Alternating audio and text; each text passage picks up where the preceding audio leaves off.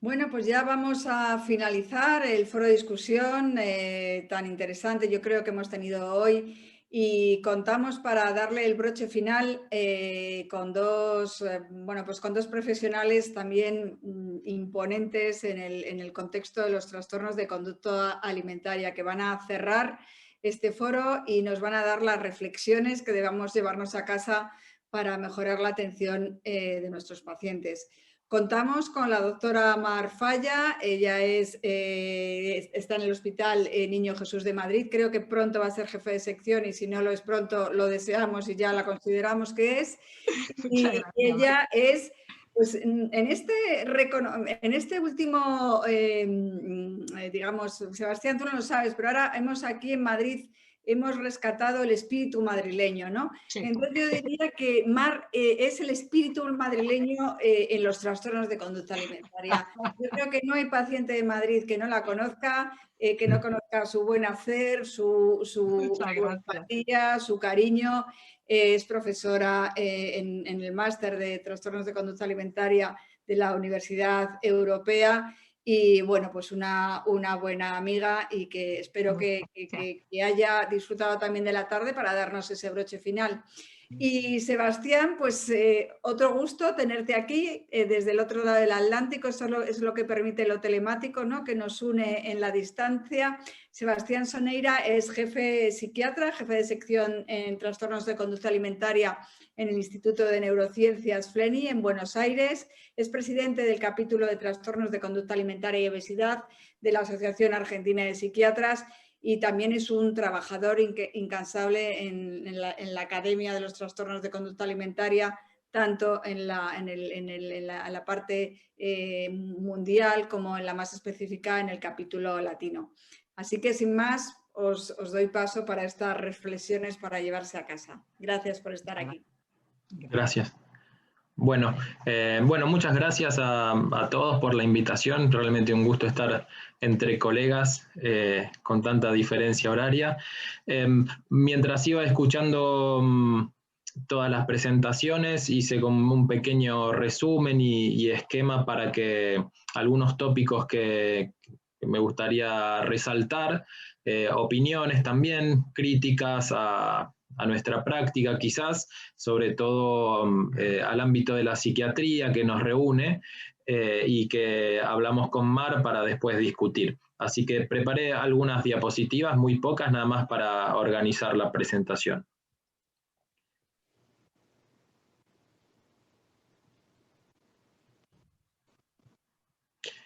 Bueno, se ve ahí la presentación, ¿no? Sí. Bueno, una pregunta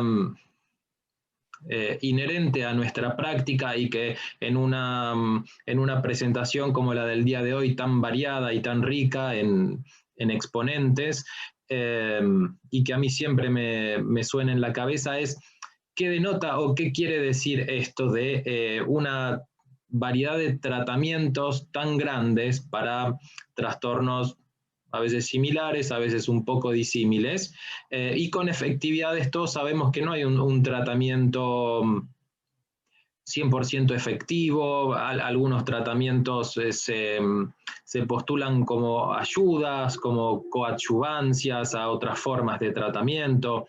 En general, básicamente los tratamientos que hay son psicoterapias, ¿no? La cuestión de la psiquiatría y la psicofarmacología tiene una deuda muy grande con nuestro rubro terapéutico. Entonces pensé en algunas posibilidades a por qué se da este panorama que quizás no se da en otras subespecialidades de la psiquiatría. Quizás a un reduccionismo nosográfico cuando hablamos de trastornos con altísima comorbilidad como son estos. Quizás a veces cerremos la cuenta solamente en un trastorno alimentario cuando en realidad estamos ante diferentes situaciones clínicas o psicopatológicas, como ya conocemos, la ansiedad, la depresión, rasgos autistas, etcétera, que son muy comórbidos en nuestra población y quizás algunos colegas los pueden abordar en una forma integral y otros no, y más que nada en la práctica clínica lo importante es tenerlo en cuenta en la investigación, ¿no? Que a veces es bastante disímil en los resultados. Otra causa que me parece interesante considerar es si podemos o si se debe, más que nada desde la homologación de las causas de los trastornos alimentarios. Hoy escuchaba presentaciones muy interesantes sobre MDR y diferentes cuestiones, y creo que a veces en el terreno de la investigación no se hace una salvedad tan fina.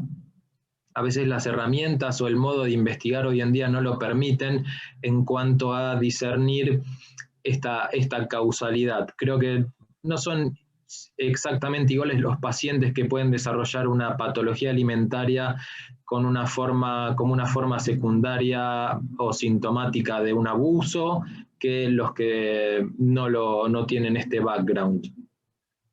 Después, otra cuestión común al mundo en general y a la psiquiatría en particular hoy y a nuestra especialidad, me parece más aún, es esto que yo llamo la falacia de one size fits all, como si un tratamiento o una forma terapéutica, un diseño terapéutico, diagnóstico, pudiera ser aplicable a poblaciones muy disímiles, ¿no? Esto creo que es una gran falacia que vamos a ver que, por ejemplo, en la esquizofrenia está claramente documentado que son formas diferentes de presentación según la cultura, y en nuestra especialidad más aún, y esto quizás no se tiene tan en cuenta.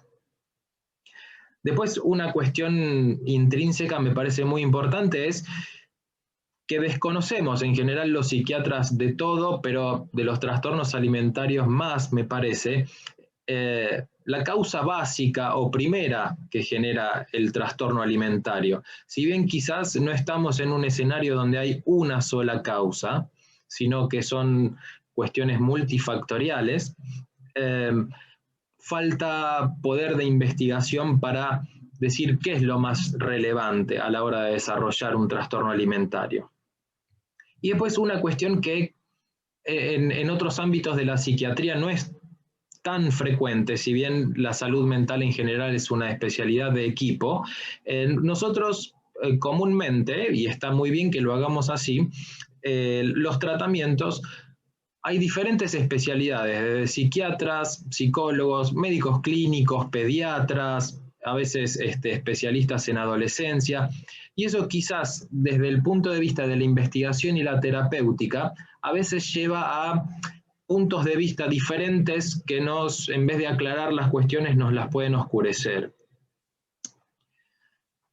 En mi opinión, y es mi humilde opinión, un poco que ya la tenía formada, pero lo que les decía, creo que la psiquiatría tiene una falta de interés importante en el mundo de los trastornos alimentarios. Basta ir a un congreso nacional o internacional de psiquiatría y vamos a ver la terrible disparidad que hay entre las charlas que se ofrecen para trastornos alimentarios versus trastorno bipolar, ansiedad, depresión, etcétera. Es abismal la diferencia, ¿no? Obviamente esto apareja una cuestión de diferencia de recursos destinados. Creo que los psiquiatras como disciplina estamos en rumbo de perder nuestro compás clínico en cuanto a dar prioridad a la formación clínica por sobre encima de quizás herramientas puramente diagnósticas o de investigación, y eso me parece que se traduce en la calidad de la investigación.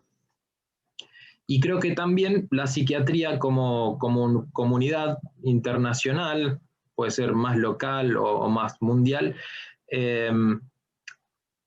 ha seguido en el mundo de los trastornos alimentarios en una forma casi incuestionable la crisis nosográfica que vive la psiquiatría en general, ¿sí? O sea, otras especialidades están siendo mucho más críticas en cuanto a qué llaman esquizofrenia, bipolaridad, si realmente qué es esto y qué es lo otro, y desde el mundo de los trastornos alimentarios no hay una crítica tan fuerte como uno puede escuchar desde otras áreas.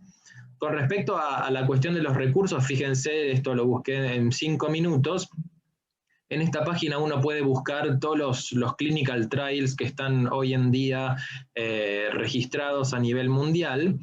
Y fíjense, la anorexia nerviosa, uno encuentra 275 estudios que están reclutando pacientes, ¿no? Y podemos discutir, pero la prevalencia mundial en general de la anorexia nerviosa está entre el 0,3 o el 1%. Para bulimia 280, binge eating disorder 285, y fíjense, esquizofrenia o trastorno bipolar, por ejemplo la esquizofrenia que afecta casi a la misma cantidad de personas en el mundo, la diferencia es abismal, ¿no? En cuanto a el interés y el destino de recursos de investigación que hay. Entonces, estamos en una falta de interés que uno puede decir desde, no sé qué es primero, si el huevo o la gallina, en esto de que, por ejemplo, no hay muchas opciones psicofarmacológicas para ayudar a nuestros pacientes, y no sé si esto se debe a que faltan investigaciones, y si faltan investigaciones, ¿por qué es esto? Pero es algo para pensar.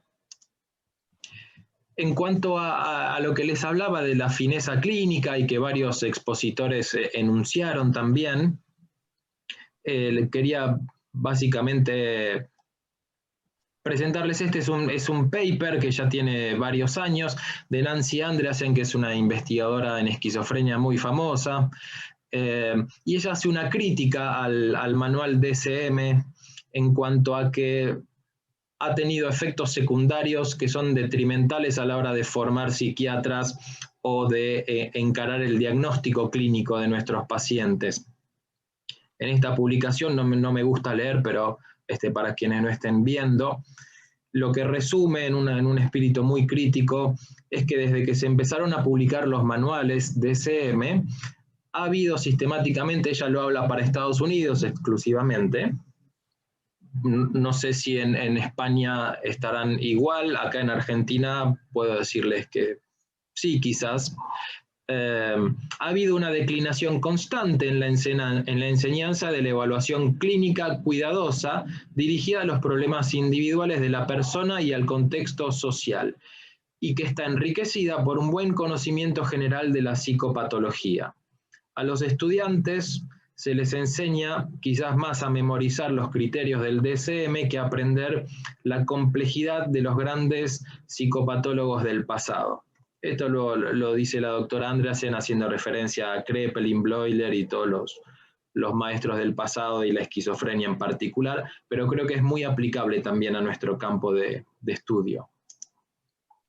Y después otras cosas muy interesantes que dijeron los oradores previos, por ejemplo, que para luego debatir con Mar y con ustedes, me encantó esto de lo que describía Rosa Kahlo como el halo de la salud y la propaganda alimentaria, ¿no?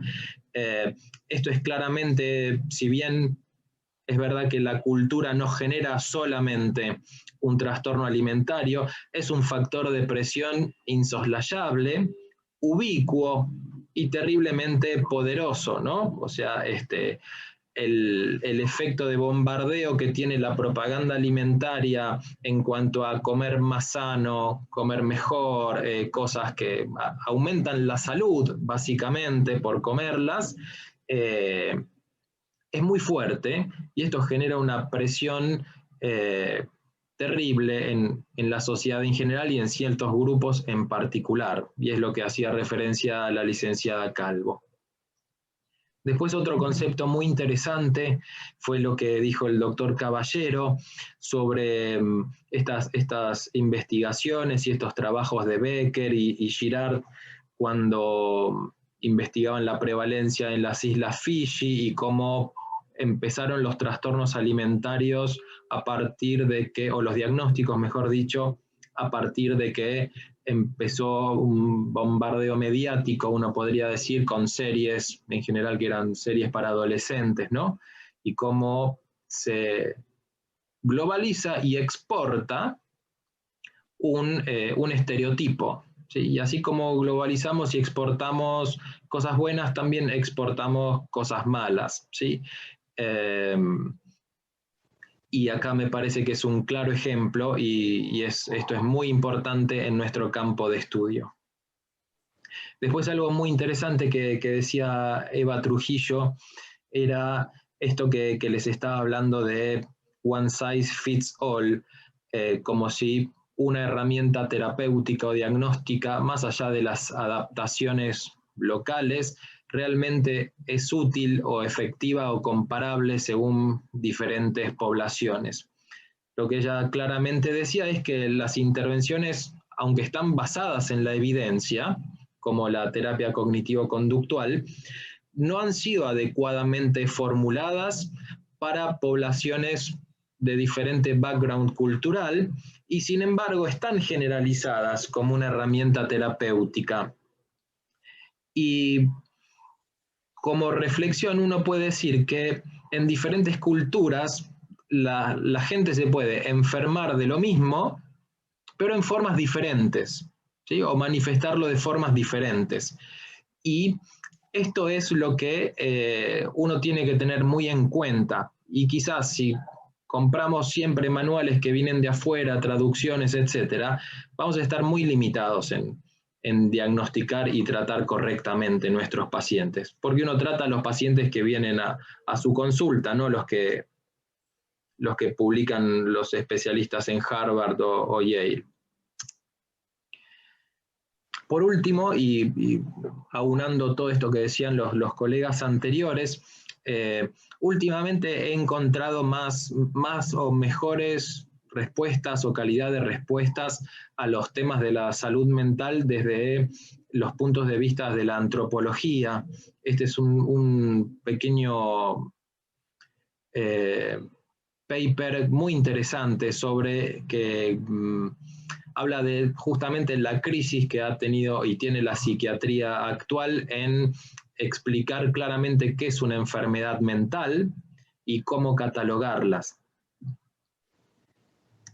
Y para no aburrirlos, simplemente estos autores, que son todos antropólogos, pero que han estudiado la salud mental en profundidad, clasifican a las enfermedades mentales en diferentes características, teniendo en cuenta si son de un origen puramente neurológico, de un origen puramente psiquiátrico, si son enfermedades que aparecen antes de los 60 años o después de los 60 años. Y ellos atribuyen 4 condiciones o categorías en las cuales una persona podría padecer un trastorno psiquiátrico. El número 1 es el envejecimiento, ¿sí? Por ejemplo, la enfermedad de Parkinson, enfermedad de Alzheimer, a mayor edad, mayor riesgo. Y es claramente de un territorio neurológico. Otro que ellos llaman una discordancia entre entornos ancestrales y modernos. Claramente bajo el dominio de la psiquiatría de la población joven, que sería, por ejemplo, el trastorno por déficit de atención. A lo que dicen ellos es, hace 500 años, cuando no había educación formal o los chicos no tenían que prestar atención 5 u 8 horas en una escuela, alguien inquieto o que se distraía fácil no llamaría jamás la atención, ¿sí? Pero hoy, que tienen que estar culturalmente en esos entornos, rápidamente salta a la vista como un trastorno. Luego, lo más interesante es las reacciones a la adversidad, ¿sí? La vida humana comporta innumerables adversidades y esas reacciones a veces pueden ser normales y a veces patológicas. Claramente, en las patologías que predominan en el mundo moderno, como la depresión mayor o los trastornos de ansiedad, ellos lo clasifican como una reacción humana a la adversidad. Y por último, fíjense qué interesante lo que ellos llaman alteraciones del desarrollo basadas en la cuestión hereditaria o genética. Y lo que interesa es dónde ubican a la anorexia nerviosa como caballito de batalla, diríamos acá, de los trastornos alimentarios, en un claro dominio población joven, psiquiátrica, pero con un alto componente entre lo biológico y lo genético, y cuanto más arriba se va uno es este componente que aumenta mucho más, como por ejemplo en la esquizofrenia o el trastorno obsesivo compulsivo. Entonces, este es un modelo que a mí me pareció por lo menos novedoso, interesante, y que los psiquiatras creo que tenemos que empezar, sobre todo nosotros, por eso estas jornadas son tan relevantes dentro de una asociación de psiquiatría, por motivar el interés de otros colegas y también por brindar mejores respuestas a nuestros pacientes. Y creo que eso viene a partir de mejores preguntas, en realidad. Así que no quiero aburrir más. Mar, ¿debatimos o te escuchamos claramente? Gracias. Yo bueno, dejo de compartir así. Correcto, cuando quieras. Vale, pues en principio lo que sí quería era pues mostrar mi agradecimiento, como no podía ser de otra manera, a la doctora Marina Díaz Marsá, que es el alma mater de este foro internacional que con tanto éxito se ha ido desarrollando a lo largo del día.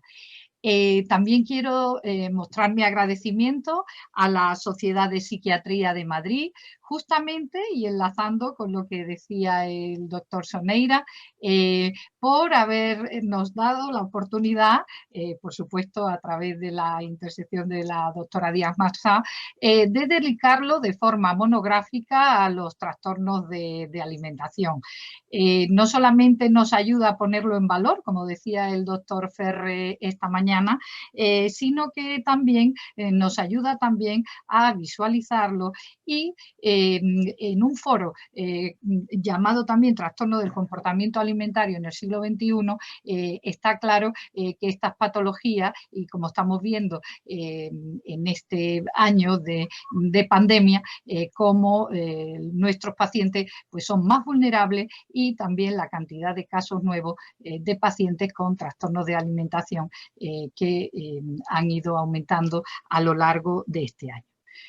La otra cuestión de reflexionar y que estoy, bueno, pues tengo que dar también muy agradecida y las gracias a podernos ver, aunque sea online, pues la calidad de los ponentes, tanto de la mañana como de la tarde, por supuesto, queridos compañeros, amigos, de los que siempre aprendemos, que además nos estimulan para seguir estudiando, para seguir trabajando y para ir poniendo pues todos estos avances en lo que los que somos eminentemente clínicos nos interesa, como es mejorar la vida de nuestros pacientes, lo que podamos, y nuestra familia. Y si tuviera que resumir o las palabras que me han ido surgiendo a lo largo de toda la jornada de hoy, y con lo que estoy absolutamente de acuerdo, es que creo que hemos dado un enfoque totalmente humanista, holístico, y en el sentido que juntos tenemos que ir buscando desde otros modelos diferentes nuevos retos, nuevos tratamientos, nuevas terapias, porque como bien decía la doctora Paulisi, la recuperación es posible. Y sin más, yo he tomado una serie de notas.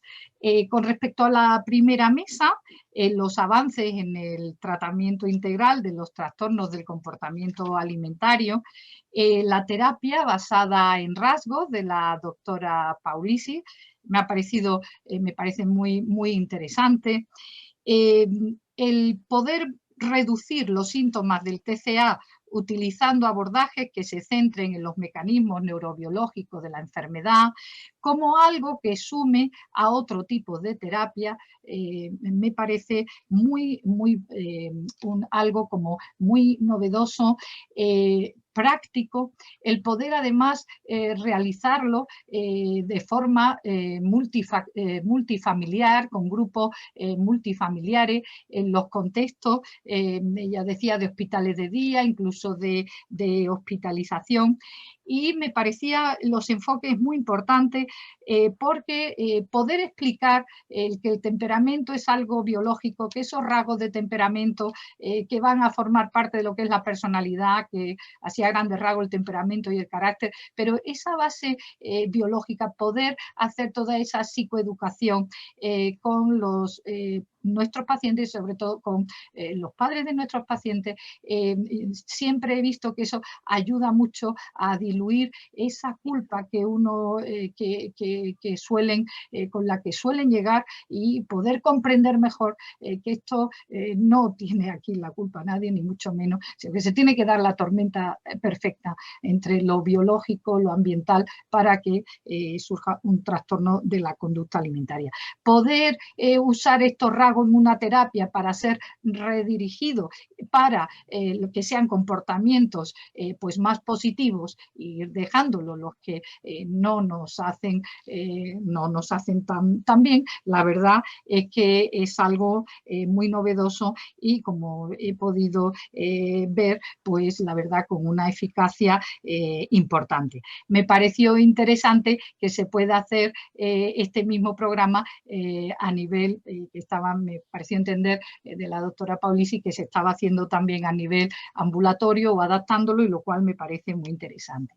Ella terminaba con que la comida es medicina, y enlazando con nuestra maestra, la doctora Calvo, medicina, luego pues apostillaba y algo más. La comida es algo sagrado. Es algo sagrado en el sentido en el que también es lo que nos va a ayudar para poder hacer la vida que cada uno quiera hacer. La doctora Rosa Calvo pues ha hecho, me parece, un análisis magnífico de las dificultades cognitivas de nuestros pacientes, pero también ha hecho esa similitud en qué rasgos hay en la sociedad actual que realmente no nos ayudan demasiado. Y yo, como psiquiatra infantil, también le quiero agradecer a la doctora Calvo que ha mencionado a Spitz, y me parece muy interesante. La nutrición, como ella bien decía, no solamente, la alimentación no es solamente una función nutricional, es una función de comunicación, es una función vincular, y toda la trascendencia que tiene con el establecimiento de vínculos seguros. El comer consciente, y ella hacía una buena extrapolación también con todo lo que tiene que ver con la meditación. Y decíamos, comida es medicina, pero también es un tránsito, y es la base de la vida, la base de los cerebros.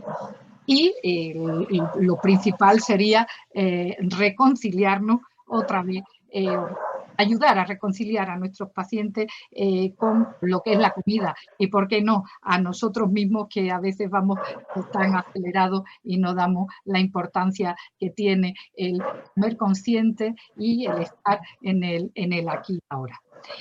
Por otra parte, la doctora Natalia Seijo, con la revolución terapéutica en los TCA de EMDR, a mí me parece realmente pues muy interesante, porque está claro que todos los que nos dedicamos a esto, el comportamiento alimentario al final, como, no como, el atracón, el vómito, todo ese comportamiento alterado es la punta del iceberg. ¿Qué hay detrás? ¿Qué hay detrás? Y detrás, como bien ha explicado la doctora Seijo, pues hay mucho sufrimiento, pero también hay mucha psicobiografía en la que hay que ir escarbando, hay que ir viendo. Al final, Me ha gustado mucho la metáfora del corazón de alcachofa. Al final tenemos ese niño o esa niña herida, ¿no? Y al final ese niño, esa niña herida es el yo rechazado o el yo escondido, en el que hay pues todos esos secretos de familia, secretos de abuso, y hay que ir trabajando como muy bien y muy exhaustivamente ha ido explicando a través de esa fase del tratamiento. Al final volvemos a hablar de lo mismo, de lo vincular, del apego, de la disociación, que en este contexto es muy importante, porque son los traumas y son las experiencias de vida, pero son las que nos van a ir marcando a cada uno de nosotros. Y por último, en esa primera mesa sobre la terapia dialéctica conductual radicalmente abierta, recuerdo aún en el taller que compartimos con muchos de los aquí presentes, con la doctora Trujillo, con Sebastián, creo que estabas también, también la doctora Díaz Marsá, y cuando estuvimos en Nueva York, pues en este taller, cuando se presentó de la terapia dialéctico-conductual radicalmente abierta. La verdad es que lo ha explicado estupendamente la doctora Irene de la Vega, importante, me ha gustado mucho que ha resaltado de eso, es la adaptación de ese exceso de control inhibitorio, que sobre todo es más efectivo para nuestras pacientes que presentan anorexia nerviosa restrictiva. Y muy importante todo lo que tiene que ver, o al menos yo lo entiendo así, a través, cuando intervienen a través de las señales sociales, que hay esa dificultad tan grande, y por eso es tan importante, y a mí me ha gustado mucho que terminara en cuanto a la señalización social, que hay que analizar y que hay que modificar y moldear, pero ahí la importancia de la figura del terapeuta. Decía Christian Dior que ningún ser humano cambia si no es a través de otro, lo que es el modelaje, y por eso me parece muy importante terapeuta pues muy flexible, y yo ahí sí que me voy a mojar porque yo lo utilizo mucho, que es intentar con nuestras pacientes, aunque al principio les cuesta mucho, pero utilizar el sentido del humor, la flexibilidad, y no tomar muchas veces tan en serio tantas cosas, ¿no? Intentar un poco, como yo digo, desdramatizar un poco, porque desde ahí podremos ir construyendo más cosas. Eso con respecto a la primera mesa, es lo que me ha ido sugiriendo, y con respecto a la segunda mesa ha sido la verdad es que un descubrimiento, porque hacía tiempo que no escuchaba al profesor Luis Caballero y me ha encantado realmente poder aunar los principios de antropología, de filosofía, y hacernos reflexionar sobre esa dimensión transcultural de los trastornos alimentarios. Cómo este estudio lo que me ha entrado también, además como a la doctora Díaz Marsá, de viajar a las Islas Fiji, pero también me ha estimulado mucho para conocer mejor a René Girard y a Anne Becker, ¿no? La verdad es que muy interesante en todo lo que tiene que ver como cuando la televisión se instaura en menos de 3 años en una población de adolescentes, pues surge toda esa insatisfacción corporal. Me recordó mucho a los estudios que llevó a cabo, que llevó a cabo en su tiempo el profesor Toro. También la importancia de las redes sociales para tener pues esa insatisfacción también corporal, y lo importante que es la influencia de pares, y si no que nos lo digan a nosotros que nos dedicamos a trabajar con los adolescentes, y que bueno, pues es ese deseo mimético en el que si el otro puede, ¿por qué yo no, ¿no? Y bueno, me ha parecido muy interesante, por lo que pueda luego uno profundizar en estudios de prevención. La doctora Trujillo, querida amiga y querida maestra, también el poder hacernos reflexionar sobre los trastornos de alimentación que afecta, recordarnos siempre, ¿no?, que afectan todos los grupos étnicos, a todos los estratos sociales, pero que con las características que tiene la población hispano-latina, en que el trastorno por atracón es el más importante. Y también no podemos obviarlo, tanto en Hispanoamérica como en España, como la cultura mediterránea, la importancia cultural y familiar de la comida. Como era importante como cuando no solamente sea para poblaciones inmigrantes, estando en otro país, como esa modificación de hábito, de modo de vida, pues al final también repercute en lo que nosotros pensamos sobre nosotros mismos, sobre nuestra imagen corporal. Y los retos, como muy bien también ha explicado antes el doctor Soneira en sus reflexiones, pues hacer estas intervenciones y adaptar los protocolos a nuestra forma de ser, de comunicarnos y a los estereotipos que hay. Qué importante es, ¿verdad?, la interiorización de los ideales de belleza que junto con la insatisfacción corporal bueno, pues disparan los trastornos alimentarios. Pero otra vez es verlo solo el cuerpo como objeto. Realmente ahí me uno a la frase que la doctora Díaz Marsá pues ha ido diciendo y desgranando a lo largo de su ponencia: el cuerpo como persona, no como objeto, porque luego finalmente, y en la última ponencia de la doctora Silvia Gavira, que me ha gustado especialmente, me ha gustado mucho porque desconocía que realmente había una prevalencia tan alta de mujeres de mediana edad con trastorno alimentario, es decir, un 15,3% me pareció mucho. Realmente vamos hablando de lo mismo, más vulnerabilidad en las mujeres de mediana edad, porque hay que hacer frente, y me recordaba mucho en la anorexia, con los cambios hormonales, con todos los cambios físicos, con la presión que la sociedad pues hace, ¿no?, en relación a lo que sería este periodo tan importante en la mujer, pero que está tan denostado, y quienes estamos en ello pues lo sabemos, pero es otra vez volver a lo mismo, es saber envejecer. Es que no todo hay que ponerlo, los valores son mucho más importantes, la esencia de cada uno de nosotros es mucho más importante. Las mujeres hemos luchado mucho porque somos algo más que un cuerpo, por supuesto.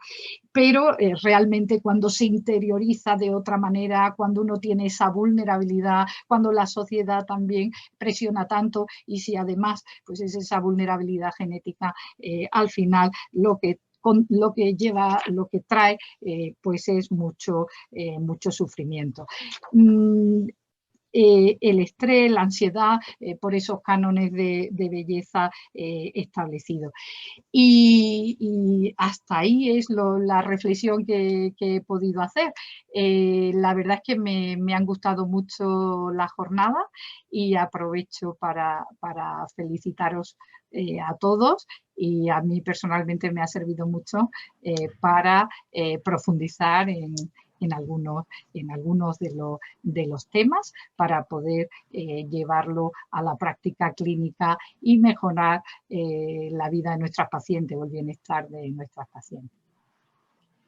Pues muchísimas gracias, Mar y Sebastián. Así es, yo creo que podemos terminar con lo que dice Mar, ¿no? Todo esto sirve para poder mejorar la vida de nuestros pacientes. Agradecer a todos los ponentes sus magníficas presentaciones, agradecer a los discusores sus magníficas reflexiones para llevarnos a casa, organizar a la Sociedad Española de Psiquiatría, a la Sociedad de Psiquiatría de Madrid el apoyo prestado, y también agradecer a la Asociación Española para el Estudio de los Trastornos de Conducta Alimentaria su aval para que estas jornadas pues tuvieran más relevancia. Esperemos que próximamente podamos hacer otro foro y podamos seguir discutiendo de todos esos aspectos que, como decía Sebastián, poco tiempo se dedica muchas veces en las sociedades científicas a los trastornos de conducta alimentaria, y quizás la pandemia ha servido para poner de relevancia, ¿no?, la gravedad, la necesidad de mayores profesionales, de mayores recursos y de una mayor investigación y formación en estos trastornos. Muchísimas gracias por su atención y cerramos el foro de discusión Trastornos de conducta alimentaria en el siglo XXI. Muchas gracias. Gracias. Adiós.